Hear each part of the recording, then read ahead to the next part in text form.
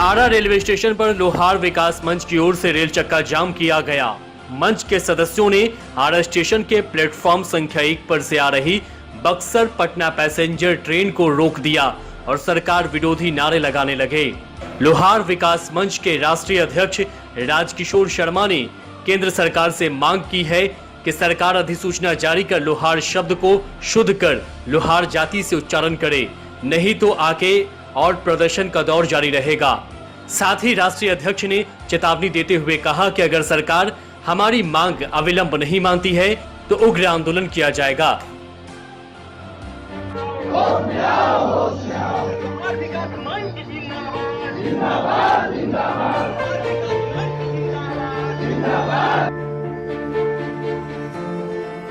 हमारा मामला है कि एक्ट 23/2016 के आलोक में लोहारा नहीं लोहार लिखा नोटिफिकेशन और बजट के सवाल पर आज हम ट्रेन जाम कर रहे हैं। इस मामले को लेकर 3 बार हम लोगों ने भारत सरकार से वार्ता कर चुके हैं, दर्जनों पत्राचार कर चुके हैं, बिहार के दर्जनों सांसदों से हमने मंत्रियों से भी वार्ता किए हैं, लेकिन कोई सुनने का नाम नहीं। हमारा मामला बिल्कुल ही पुराना है। 6/9/1950 को लोहार को LOHARA लिख करके सीट ट्राइब का आरक्षण मिला था, जो 2006 तक इसे लोहार पढ़ा जाता था।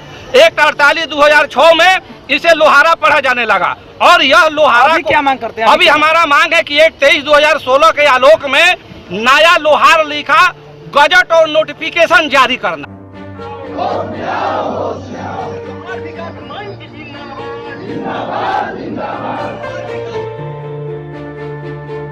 आपको बता दें कि केंद्र सरकार द्वारा लोहार जाति को देवनागरी लिपि में लोहारा जाति लिखकर अधिसूचना जारी किया गया था, जिसके बाद से इस जाति के लोगों में आक्रोश व्याप्त है।